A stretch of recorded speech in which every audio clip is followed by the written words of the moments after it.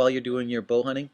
My goodness, Michael, I've heard barks and whoops during the day because I've got too close to them in the woods, and I think they didn't want me wherever I was getting into because I'll follow elk for half mile, a mile, and I got close to a big bull elk, a mule deer buck, and a little sow black bear feeding in a pocket, Michael. I've never seen a concentration of animals get together and cohabitate like that.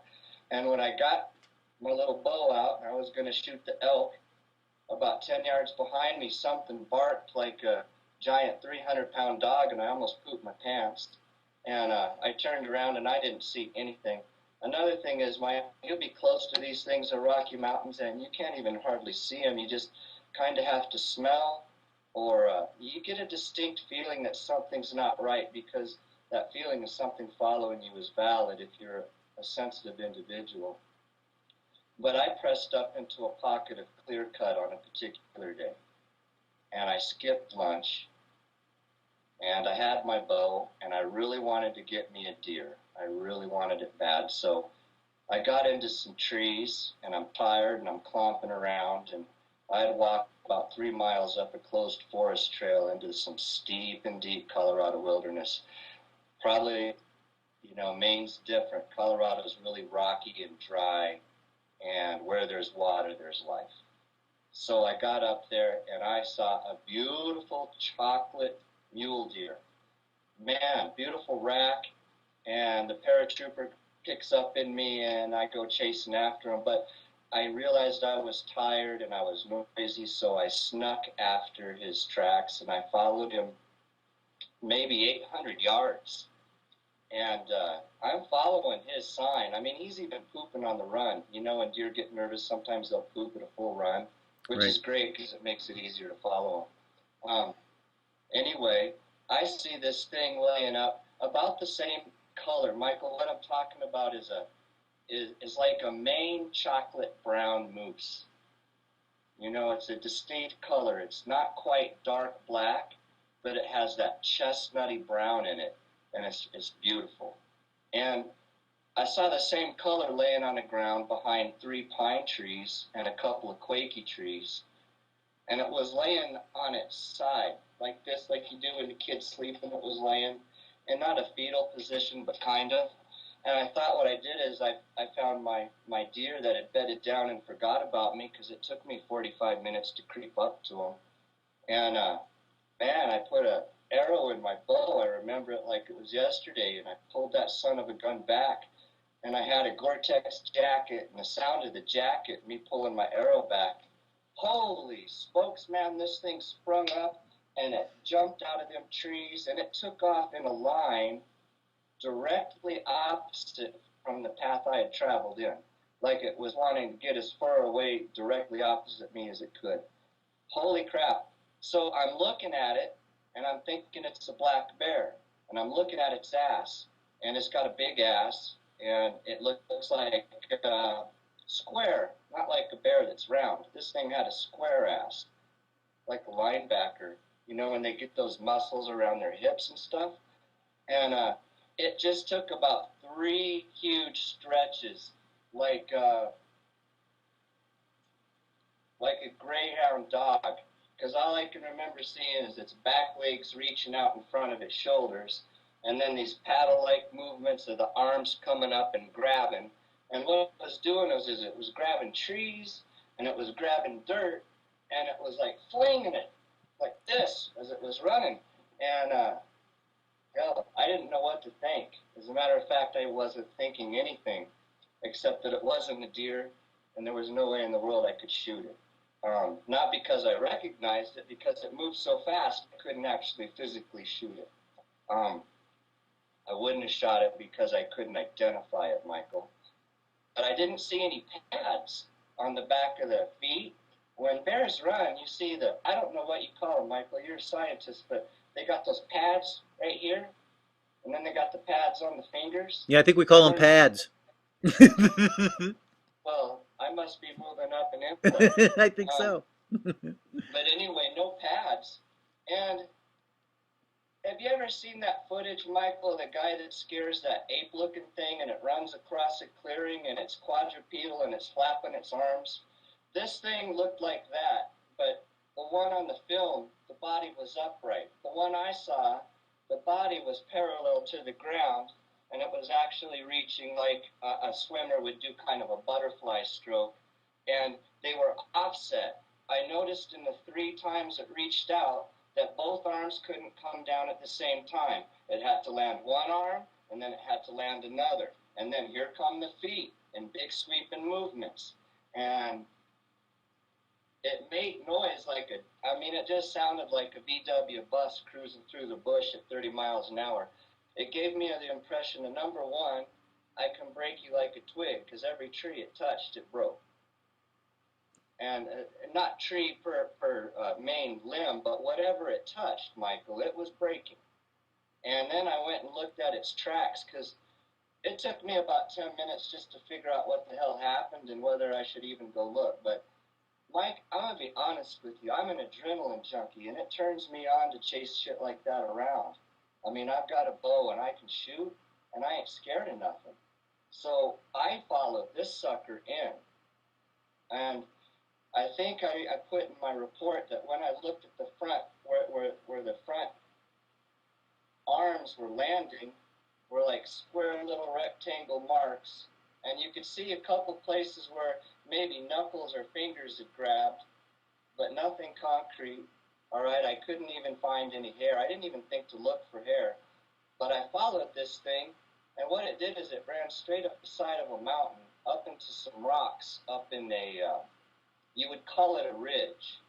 And I physically couldn't follow it. I was physically exhausted at that point and shaky and kind of freaked out. But, Michael, if me and you, I know you got experience in the bush. I saw what you done on Discovery Channel down in South America. And me being a paratrooper and growing up in the Rocky Mountains, me and you couldn't have gone after this thing and found it in a day. We couldn't. They're that fast. They're that. The endurance on these is amazing. Michael, how big do you So think this creature was? I mean, it was running, it was always on all fours apparently. How big do you think it was high at the shoulder? And, what do you think maybe the weight of it was?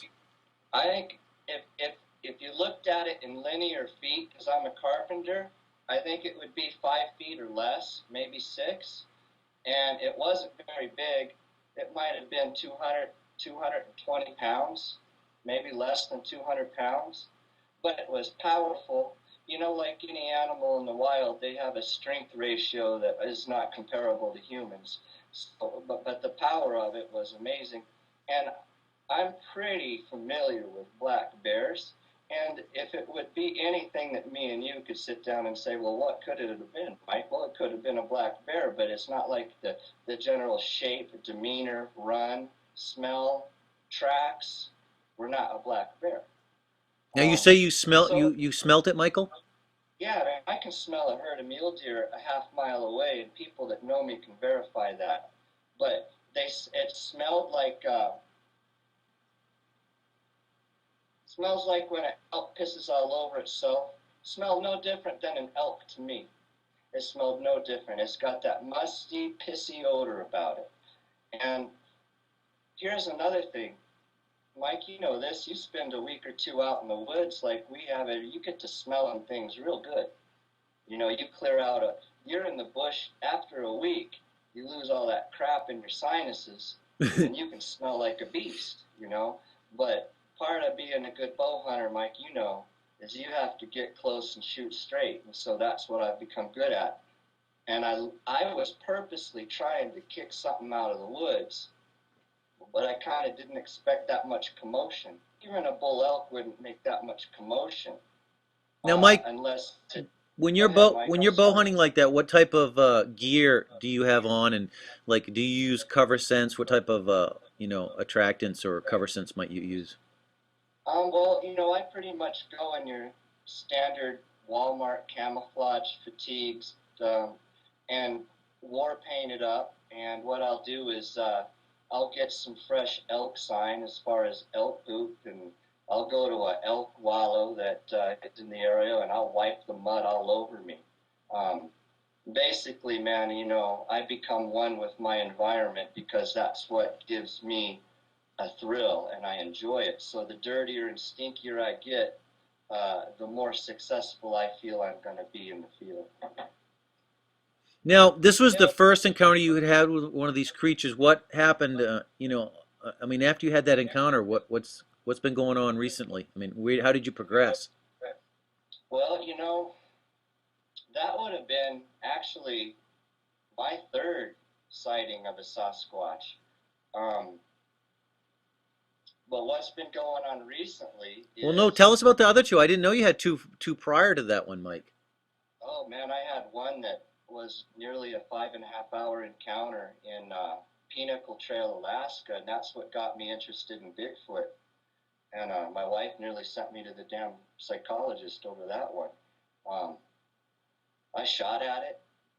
Uh, it, I don't think I was more than 25 yards away from this thing grunting and hollering and spitting and roaring. And well, what happened is I'm an idiot, first of all, because I'll take an ATV and my dog, and I'll see a nice trail on the map in Alaska, and I'll take my happy ass down it.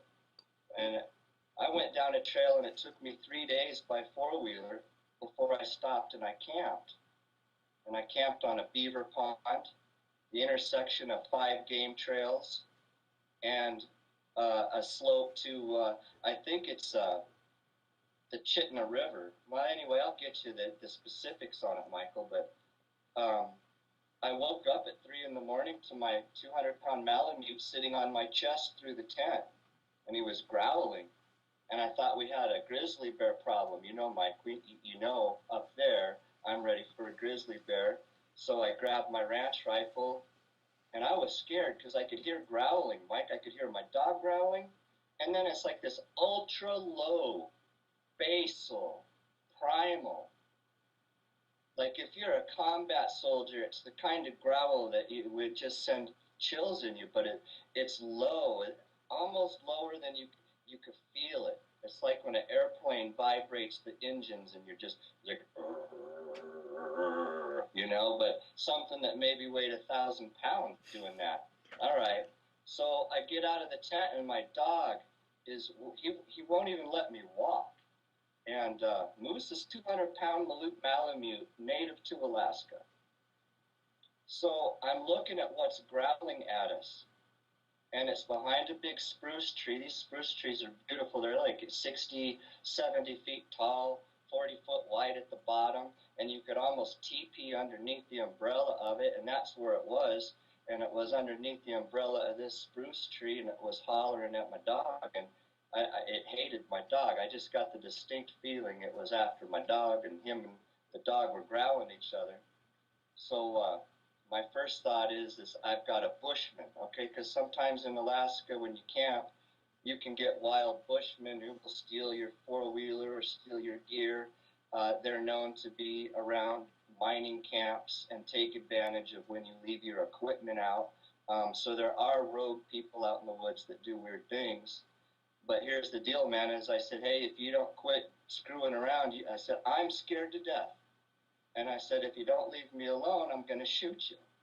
So I rack up my ranch rifle, and this thing's growling, and then there's a bang, all these branches snap. And my dog, he whimpered, and he actually got his 200-pound ass underneath my four-wheeler and wouldn't come out. And I'm standing there, and I think I kind of peed my pants. And this thing did like a monkey. It got out from under the tree, and it went side to side like this, stomping and hooting, just like a monkey. Ooh, ooh. And I am tripping. I'm tripping. I have never been so scared in my life. 63 combat equipment jumps, 40 of them at night. And I've never had fear like that. I actually couldn't breathe. I couldn't move. And it circled around me, and it scared me when it circled me because I'm thinking it's flanking me, it's screwing with me, it's playing tactical games with me. and I just threatened to shoot it. And so I squeezed up like I could see, Mike, it looked like a refrigerator tilted over at about a 30-degree angle and just swing and move and real fast. But the body movement slow because it's so big. I'm thinking 1,200 pounds, 12 feet tall. And when it was chattering at me, before it ran off, I was looking at its chest and didn't, till I saw it in the silhouette, see that its head was 4 feet taller than I was even thinking where its head should be. So that's how big it was. And then it went to a group of pine trees about, okay, this is where it gets creepy. About 25 feet right behind our fire pit was a group of trees, and it's just hanging out there. And it's breaking branches. And I think I went into a little bit of a shock because after I shot it, my ears were ringing, the dog's ears were ringing, and it took about 10 minutes for me to mellow out and be able to hear again, and the frickin' thing hadn't moved. The 7.62 by 39 passing right over its head did not get it to leave me alone. And So you weren't shooting to kill it, you were just shooting a warning shot over its head just for it to get out of there, right? yeah, Michael, because I thought it might be a wild, like I said, a bushman. You know, sometimes you get these crazy son of bitches that are out there, and they'll roll a big hunting party, brother. What they'll do is they'll wait till you go out and drink and get drunk. They'll come in and steal your hunting gear, and away they go. Yeah, but they're And I not was 1,200 pounds. no, sir, and they're not 33 miles into the interior of Alaska like I was on a four-wheeler. Um, I was on an old gold mining trail is what it was, Mike. I was gold mining. That's what I was doing, Michael. I had no freaking interest in Bigfoot at that point. Had never even really considered it. And that's why I didn't shoot it, because it didn't categorize in my mind as an animal that I could quantify as being, I'm a Christian. I can't just shoot things, man. And I thought it might have been a man. I really do. I still to this day think it could have been. My whole view on these damn things is they're half ancient man and they're half pure animal. And Mike, all right, I shot at it twice. It didn't leave me alone. After my ears cleared out, it's back there breaking branches, and you can hear it stomping and growling, and it would chatter its teeth. That was just too much. And that's when I could see its silhouette, the head, and I put like 6 rounds right here. Boom, boom, boom, boom, boom, boom. Then the thing freaked out. Then it tore up everything it could get. It just tore every tree and screaming and yelling, and it took off running like a man at an angle like that. And it ran about a half-mile. I got a picture I will show you of the camp I took the night this happened. Quarter-mile down to the beaver ponds, splashed all the way across. It didn't run around the beaver pond, brother. It ran through the beaver pond, and it sounded like the Denver Bronco football team running, doing aquatic aerobics, dude. It was crazy. And then it got out of the water, and I can show you pictures, ran straight the side up of a pass, about 1,000 vertical feet at about an angle like that, down into the big river basin. And the big river basin is no man's land. I couldn't cross it on a four-wheeler. It is bush country where you fly in by plane. So, and you know, even now, I don't know what to tell you about that. I don't know what to tell you. Maybe I should have shot the damn thing. So, you know what? I actually think I might have should have shot the damn thing, so I knew what the hell it was, because we would probably have. That's the big crux, Michael, is when you see him, you don't know whether to shoot it or not. That's the weird thing about it. Yeah, other people have Maybe I should have reported shot that it. too, Michael. You know. You still there, Mike? Yeah, buddy, I'm here. Yeah, other people have reported, looking at these things through a scope and, they either can't figure out what it is or it looks so human. I don't know, boy. If something was 12 feet tall, that sounds that sounds terrifying. Um, it was a year before I went back out into the woods. It was a full year, and okay, the only reason I didn't consult a psychologist is because I came to terms that it does exist. And when I came to terms with it does exist, I I don't care what people say because Michael, here's the deal with me. I'm a real hard bastard to get along with, man, and I don't have many friends on my Facebook page because my view is until you have walked a mile in my shoes and spent as many years in the bush as I have, I don't care for your opinion because you weren't there. And that has led me down a very lonely road. But I'm the kind of guy that can take somebody out and show them at least evidence because these creatures are not mystical, they're not interdimensional. I could shoot one right in the balls this summer if that's what the drive or focus of a mission was.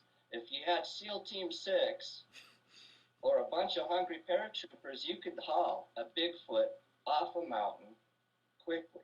Why they don't do it, Michael, I don't know. But you see a lot of activity with the Bureau of Land Management, Department of Interior, up in our mountains in these areas. Michael, who knows what they're doing with them? I mean, who knows what sort of interaction our federal government is having with these animals? But I know there's something going on. Colorado's not that large, you can't figure shit out. So you think the government knows about the Sasquatch? Some people think there's a conspiracy that the government, is keeping them under wraps. You know, if they're keeping them under wraps, it's only to serve the purpose of not scaring everybody out of the woods. And, you know, maybe they're trying to my thought on that, Michael, would be some sort of limited management, some sort of limited husbandry, animal husbandry. If you think about what the Department of Agriculture is scoped to do, it is in essence to provide some sort of management for natural resources. Maybe they look at Bigfoot as just an animal commodity that has to be, my sincere impression is separated from the public. There's a reason these frickin' things don't hang out with us and have dinner with us because they might eat your kid, Right. you know. But Michael, don't you think that, if the government knew about that, that would leak out? Game wardens and biologists and stuff would Well, tell it somebody. does leak out, Michael, but you know, when you get to the point in your investigations like I do, you see everything and believe nothing. I mean, I only believe what I see going on in Colorado.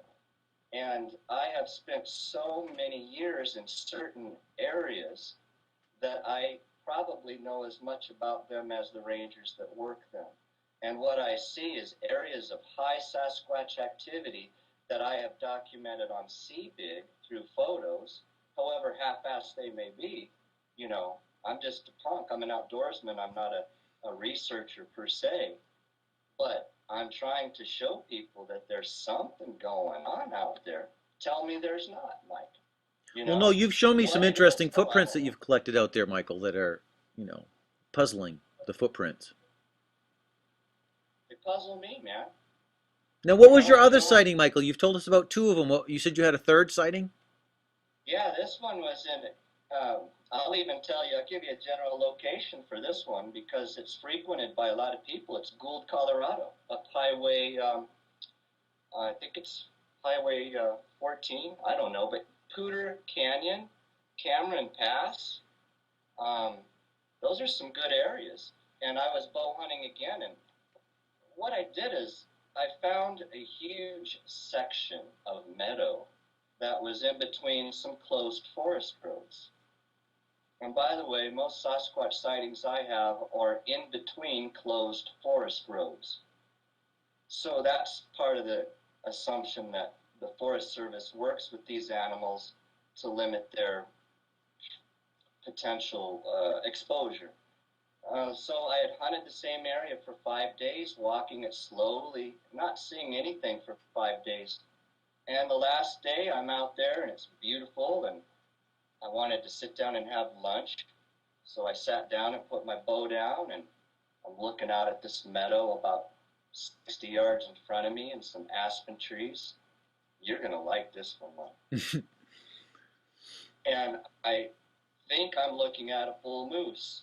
And I love bull moose. They're entertaining to me. I've even in the past liked to see how close I can get to them before I disturb them so I know, how hunting works, how close I can get to these things before they figure me out. So that's what my dumbass proceeded to do. And I kind of snuck up on the edge of the meadow and I got to where I could see it in the interior of the meadow. And it looked like it was laying down on, how animals lay like this on the ground, like a cat would lay down. And I thought that's kind of strange for a moose to do because, if a predator gets it, it's hard for him to raise up and get out of there. Moose do bed down, right, Mike? But they're very comfortable when they bed down. They don't Right. bed down when things are shaking around. So I'm watching it, and I thought, man, that's a beautiful big moose. And I pop open my water and a candy bar, and this thing raised up off the ground, and it didn't have skinny legs. What it had is two great big legs, and the legs on this thing would probably be, as big as my waist, maybe bigger. I'm only 150 pounds, but the legs would have been legs that weighed a couple 100 pounds apiece. I mean, that's how big the legs were. And I am tripping, and I knew this was the only time I knew I was seeing a Sasquatch at that point. The other times I didn't know what the hell was going on till later. But this, I was like, holy cow, man, I'm actually watching this happen, and it's daytime, 12 o'clock, 12:30, 70 degrees, beautiful day, and it raises up, and it's got 3-inch long hair. It's just that long, and it's beautifully groomed, no smell. I'm downwind to this thing, no smell. This was the cleanest animal I had ever seen. It had jet black hair, the most beautiful jet black. It wasn't quite fur because fur would entail to me that it had some sort of fuzziness or thermal property to it. This was almost like just a protective layer of fur like an elk would have in summer coat. And it was jet black, and it had the muscles on the side. I could see, God, did it have a hump in its back. It looked like it had a broken back right here, because when it was bending over like this, I saw the hump, and I thought, well, it's not very tall. It'd be 7 feet tall. And then it straightened out this hump to reach up in the Quakies, and it got to be 8 feet, give it another foot of length. So what I'm saying is, when this thing goes over parallel like this and bends its back, it gives it a different look to it than any other animal I've ever seen. It didn't morph interdimensionally, but it has the ability with this articulation in its back or the muscles in it to kind of roll its shoulders over and package itself up into a little ball type of thing. And then when it laid up, and then what it did is I saw the arm. The arm wasn't extremely muscular, but it was thick. It was just thick. And then it tapered off really beautifully thin, and it had really long fingers. And they were elegant, and they were supple, and they had black skin, and it had black nails. And it had, I don't know if they were pads, but like when a carpenter works, you get these big patty things on your fingers. It had like really hard worked fingers. And then what it did is it reached up, and it had its face about 8 feet high. And it, Mike, if it was doing anything, if it knew it was there, it was hiding its head because I could only see the back of its neck and shoulders down. And then it reached up to the Quakey branch and pulled all the leaves, just zipped it down like an elephant, and it stuck it in his mouth and it ate him. Wow. And it did that about 4 or 5 times. And then I got a sickening feeling in my belly to get the hell out of there. A sickening feeling, like I just about puked. And maybe the shock or the awe. I was in awe. this thing was, I would estimate it to be 8 feet tall, 600 or 700 pounds. And I thought my bow would kill it. My bow would kill it. Would kill it. But I knew I was looking at Bigfoot. I mean, it looks like a Bigfoot. It's got a coconut shape to the back. It's just round, and that's all I saw. I wish I would have saw its face. But if the face looks anything like, the skin, it has skin on its hands. So I just wonder if it had skin on its face. That's the only thing I wonder about to this day, Michael, is if they have skin on their faces. I don't know that. Now, how long was the hair on the back of the head, Michael? Mike, it seemed like this stuff was pretty uniform in length. It, it might have had a little flagging of hair under the forearms is all I remember. Because I was really watching it reach. God, it was beautiful, just long and just gentle pulling. So I'm watching the forearms, and I was captivated by its wrist and hand. It was just elegant for the power it had. Now, when you call them quakies, that's like a type of that's an aspen, right? Type of poplar. Yes, sir. Yeah. As far as I can tell you, we just call them Quakies in Colorado. Now, the beavers like to eat the bark on them, right? Yeah, and you'll find a lot of the beaver ponds built out of them, Mike. They'll take them down, and they seem to, you know. Another thing is now that I think about it, two of the three encounters I've had were either beaver ponds or ponds next to the siding, Mike. Just like you're saying about water, I think maybe you're right about fish, but I found in the Rocky Mountains here up the Pooter Canyon, Michael, in a ravine, a very steep sloped ravine with a very, very unforgiving grade where 6 elk were funneled down it. And at the bottom of the ravine, Michael, was a tree that was laid across and some rocks, and 6 elk piled up on that thing with all broken legs and broken necks, like the old Indians used to do, how they'd funnel animals into an area and just put the whack on them, brother. So I'm looking at these things, and 2 of them had broken legs and one had a broken neck. And then they had rips in their bellies right here, where the liver was taken out of them. Now the racks are on them, Michael, and all the meat is good. Michael, these are fresh elk. This is December. There are 6 of them piled in a heap at the bottom of a gully. Michael, that is the scariest thing I'd seen, man. I got my ass out of there. You have to cross the Poudre River by foot and then walk up a valley. I go where nobody goes. I honestly go where no people go. And when you do that, you see some strange shit. But that looked to me like a food cache. I'm going to put that out there. I think they cache food. Now, Michael, you said they took the livers out. What do you think? How were the bodies opened up? I mean, how did they get into the abdomen? Shit, Mike, it looked like if you took a stick, gouged, ripped.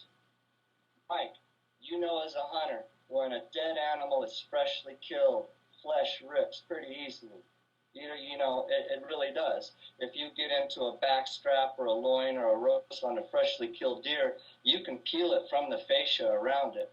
And once you penetrate that elk hide, it looked to me like it was ripped, Michael. Now, were there bite marks or any other damage anywhere else on the elk's body? It just looked like if you took a package of feed and ripped it, it looked like the skin was crumpled, where it had been like grabbed, where you grab something to pry it open. And the neck broken was freaky because one head was broken and then turned all the way around. And that could have been from falling down the gully. But it just was gruesome, and I had never seen anything like that. And this, Michael, here's the funny thing. When you saw my snow tracks and you said, Mike, why didn't you follow them? They went up over a mountain that leads down into that damn ravine. So everything I find, Michael, I'm trying to put it together. It's proximal locations that I'm stringing together occurrences and evidence. And there's undeniable activity in the Poudre Canyon in Colorado. Undeniable. And Was there anything else that had fed upon these dead elk, though, Michael? oh man, nothing. See, that's what gave me the spooks. Okay, you know we have mountain lion and black bear. Mountain lions are darn opportunistic, and so are black bears. Not even as much as a vulture, or not a vulture. We would have ravens. No ravens, no magpies, no nothing. Very quiet. You know that whole ooh, it's spooky.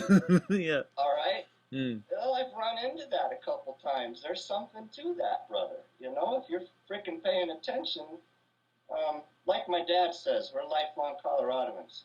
You don't walk a mile in the woods out here in the bush without a bear or mountain lion following you or watching your action. So that's just how high a density of animals we got up here. But nothing fed on it, and I would imagine they were dead 2 weeks.